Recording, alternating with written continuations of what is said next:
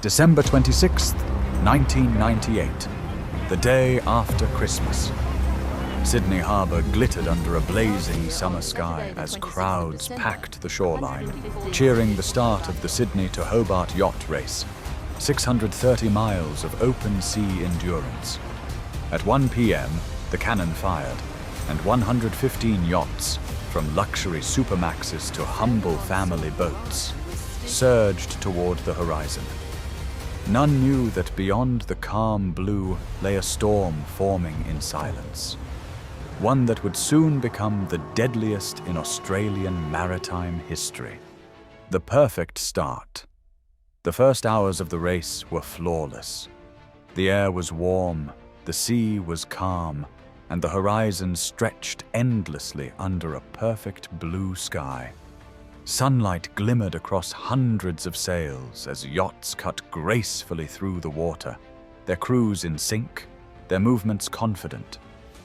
Over the radios came laughter and banter, friendly rivalry between skippers who had raced this route for years.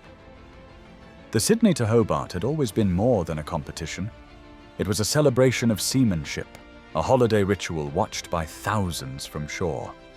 To spectators, it looked idyllic, a postcard-perfect beginning to an Australian summer tradition. As the fleet left the safety of the coast and the waters deepened, the atmosphere still seemed tranquil. Dolphins occasionally leapt beside the hulls, and the steady wind filled the sails with reassuring rhythm. Every sailor knew that conditions could change quickly in the Tasman Sea, but few imagined anything beyond a passing squall. The crews trimmed their sails, checked their instruments, and settled in for what was expected to be another routine night at sea. But far beyond their sight, nature was writing a different script. By late afternoon, subtle signs began to appear, the kind that only the most experienced sailors would notice. The barometer started to fall, a whisper of warning that the air pressure was collapsing. The wind direction shifted slightly, carrying with it a strange, biting chill that didn't belong to the season. On the southern horizon, the sky began to bruise with shades of grey and violet.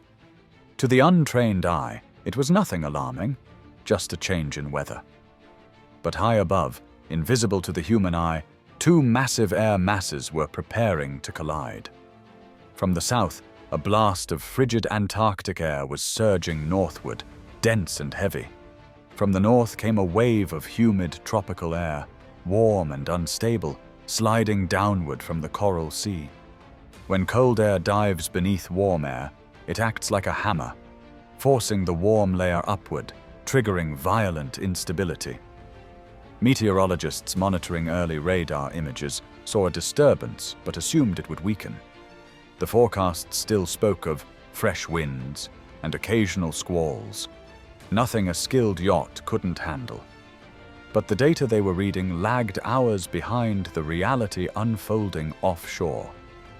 What looked like a mild low-pressure system on their screens was, in truth, beginning to spiral, deepening rapidly into something far more dangerous. By dusk, the southern horizon darkened completely. The once crisp wind now carried an eerie weight, a stillness that made seasoned sailors glance uneasily at their instruments. Some crews shortened their sails as a precaution, while others kept racing, trusting the forecast. The sea, moments ago peaceful, began to feel restless, small ripples turning to sharp, slapping waves. The smell of ozone hung in the air. Lightning flickered faintly in the far distance. Aboard several yachts, navigators studied their weather charts and noticed the rapid pressure drop, an unmistakable sign of a storm building faster than expected. Orders were shouted to secure loose gear and double-check safety lines. Yet, even as captains took precautions, most still believed they'd ride it out as they had in years past. But by the time the first heavy gusts struck, it was already too late to turn back. The fleet was deep in open water, spread across hundreds of miles, surrounded by a storm that was growing by the minute, a monster that no forecast had seen coming. What began as a flawless day of racing was about to become a fight for survival. The sea turns hostile. On December 27th, the Tasman Sea transformed with terrifying speed.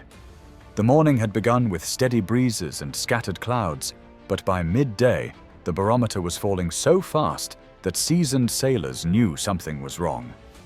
The wind began to shift, first softly from the west, then sharply from the southwest, a direction every Australian sailor fears. Within minutes, it became a relentless roar, a freight train of cold, screaming air that seemed to come from nowhere and everywhere at once.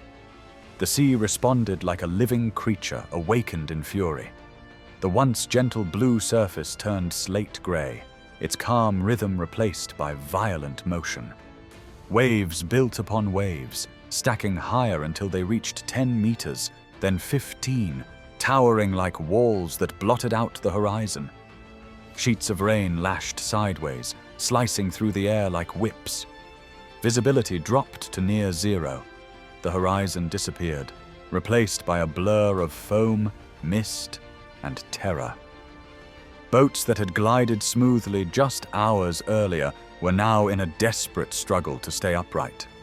Masts bent under the strain, rigging screamed as steel cables strained and snapped. Hulls slammed into the rising seas with bone-shaking force, the sound echoing through the cabins like cannon fire. Inside the cockpits, sailors braced themselves against the violent motion, their bodies hurled from side to side. The smallest mistake, an unsecured hatch, a missed knot, could spell disaster. Lightning forked across the sky, followed almost instantly by thunder that rolled like artillery. Water poured over decks in torrents, flooding cabins and extinguishing navigation lights. Sailors clipped themselves to safety harnesses, shouting commands through wind that devoured every word. Communication became almost impossible. The noise of the storm was constant, not just loud but physical, a deep vibration that shook every part of the boat. Then came the worst sound of all, the radio crackling to life with distress calls. "Mayday! Mayday! We've rolled over!" one voice shouted through static. "We've lost the mast! Crew in the water!" Another screamed. A burst of static, a fragment of panic, and then silence. One by one, the voices disappeared. Masts that carried antennas were snapping off. Batteries were flooding. Power was dying. Entire yachts vanished from the grid. To those still fighting in the dark, it was as if the fleet was being erased, one boat at a time. Crew members on the yacht stand aside later described the sensation in haunting detail. "The sea was vertical," one sailor said. "You'd look up, and all you could see was water. Then it came down on you like a building collapsing." Another recalled waves so steep that the boat would climb for what felt like minutes before plunging straight down, hitting the trough with an impact that knocked the breath from their lungs. By nightfall, the Tasman was unrecognizable. The ocean that had begun the race as a sparkling playground of competition was now a graveyard of broken yachts, torn sails, and shattered confidence. Lifelines dangled where crew members had been swept away. Pieces of carbon fiber and wood drifted between the waves. Above it all, the wind continued its deafening howl, merciless, indifferent, eternal. No one slept, no one spoke. Each sailor knew that the storm had only just begun, and that by morning, not every yacht would still be afloat. Night of chaos. As darkness fell, the Tasman Sea descended into a nightmare beyond anything most sailors had ever faced. What had begun as a race now felt like punishment. The wind roared at more than 80 knots, howling through the rigging with the fury of a living beast, the strength of a Category 2 hurricane. The air itself seemed to vibrate, filled with salt spray so thick it burned the eyes and made breathing painful.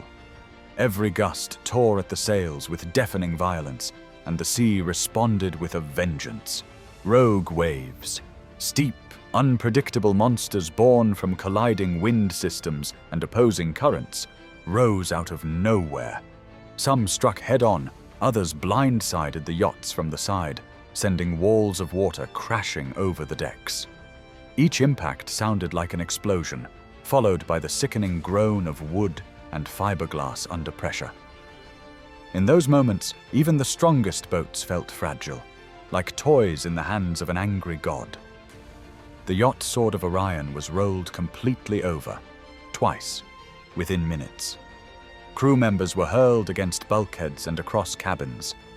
When the vessel righted itself, half the deck equipment was gone, torn away by the sea. On Business Post Naiad, a wave so enormous it was described as a moving cliff slammed into the side, splitting the deck and flooding the interior. The crew fought desperately to plug the breach as freezing water poured in faster than they could pump it out. Then came the tragedy of Winston Churchill. Hit broadside by a massive swell, the yacht capsized violently, tossing 5 sailors into the dark water. In those conditions, visibility was zero, the waves too high for anyone to see more than a few meters ahead. 3 crew members were eventually pulled from the sea alive. 2 never resurfaced. Their yacht, once a proud competitor, drifted upside down. A ghostly shape illuminated by flashes of lightning before vanishing into the blackness. Across the fleet, chaos reigned. Radios failed as antennas snapped like matchsticks, cutting off all contact. GPS systems short-circuited under the relentless spray. The navigational lights that had dotted the sea only hours earlier blinked out, one by one, swallowed by the storm. For many crews, the only navigation left was instinct, steering by feel, by the rhythm of the waves, or by the faint silhouette of another vessel glimpsed between flashes of lightning. Inside the cabins, exhaustion set in. Seasickness was universal, even among veterans. The stench of diesel, salt, and fear filled the air. Sailors bailed out water with buckets while tied to the cockpit by ropes, terrified that one wrong move would sweep them overboard. Communication between crew members became impossible. They shouted into the wind and heard nothing but the storm's roar. Some prayed, others simply stared into the darkness, waiting for the next wave. Hours stretched endlessly. The storm offered no pause, no mercy. Men lost track of time, their bodies bruised and battered, their minds fogged by adrenaline and terror. Every crash of a wave felt like it might be the last. By midnight, the Sydney to Hobart Yacht Race no longer existed. The spirit of competition, the pride, the excitement, the glory, had been stripped away, leaving only survival. Boats that had once raced neck and neck were now fighting side by side for their lives. The Tasman Sea had become an equalizer. Rich and poor, professional and amateur, all reduced to the same desperate struggle against nature's unstoppable rage. Rescue in hell. At dawn on December 28th, the Australian Maritime Safety Authority declared a full emergency. The Sydney to Hobart was over. Now it was a rescue operation on a scale never before seen in peacetime Australia. More than 35 aircraft, 27 helicopters, and 6 Navy ships were mobilized. Fishing boats and merchant vessels joined in. The storm was still raging. Visibility was near zero. Rescue pilots described scenes of chaos. One said, "It was like flying inside a washing machine. You couldn't tell sky from sea." Helicopters hovered above capsized yachts, lowering winchmen into raging water as lightning flashed all around. Waves slammed against the hulls, threatening to crush rescuers and survivors alike. One winchman pulled a sailor to safety seconds before a 20-meter wave swallowed the wreckage below.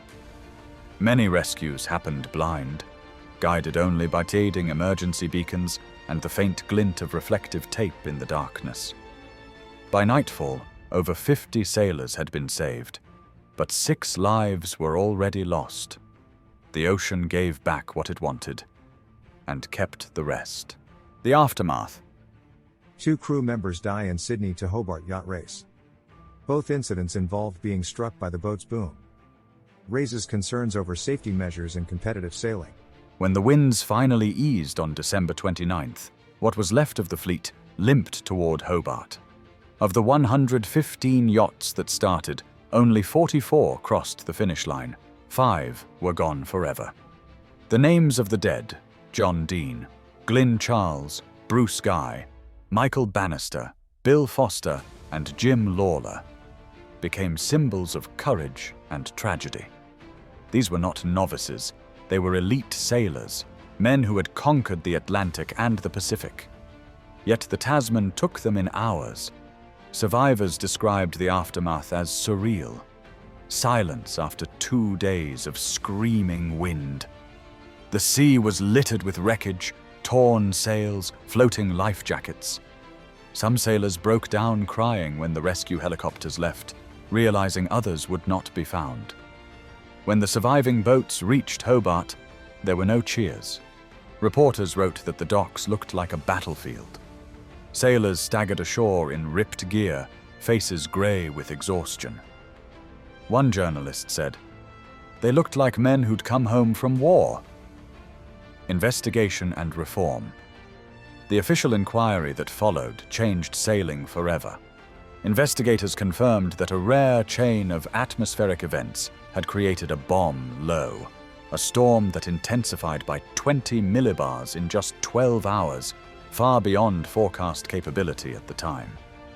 But the report also revealed human failings. Some yachts had outdated storm sails. Others lacked working emergency beacons. Many crews hadn't been trained for full capsize recovery. Weather updates were patchy, and communication protocols inconsistent. The Australian Yachting Federation immediately introduced sweeping reforms. From that day forward, offshore sailors would be required to undergo survival training, carry stronger life rafts, reinforced storm gear, and improved weather tracking systems. Boats were redesigned for capsize resistance.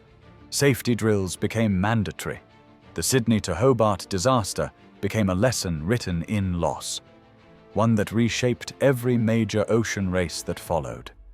Stories of survival. Amid the wreckage came tales of extraordinary endurance.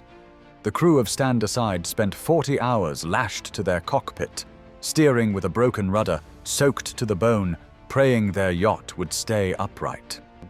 Observed it, tried to get the bow up and over the top of it, but the wave actually broke as he was trying to maneuver the boat over the top of the seaway, and the boat was just lifted up, thrown sideways at a 45-degree angle. American tech mogul Larry Ellison's yacht, Sayonara, barely survived after waves tore through its side panels, flooding the cabin. Despite near catastrophic damage, the crew pressed on, crossing the finish line bloodied but victorious. Proof of both skill and stubbornness. Then there was AFR Midnight Rambler, the smallest yacht to survive the storm, and ultimately win the race on corrected time. The crew described it simply: "We didn't beat the storm. We survived it." Each survivor carried a story of courage and luck, and the quiet understanding that luck had been the greater part. The sea's lesson. The 1998 Sydney to Hobart was more than a tragedy. It was a revelation. It showed how quickly nature can humble human ambition. It reminded the world that no matter how advanced the technology or how experienced the crew, the ocean always decides the outcome. For sailors, the memory endures like a scar. Even decades later, they speak of the sound, the relentless roar of wind, the screams through static, the moment a friend's voice vanished over the radio. Some still wake when storms pass overhead, transported back to that night when the sea turned on them. Documentaries, books, and survivor interviews continue to revisit the event. But for those who were there, it isn't history. It's memory. As one sailor said, "We thought we were racing." The ocean thought otherwise. The Sydney to Hobart of 1998 began as a test of courage and ended as a sermon on humility. The ocean doesn't keep score. It doesn't care about wealth, skill, or fame.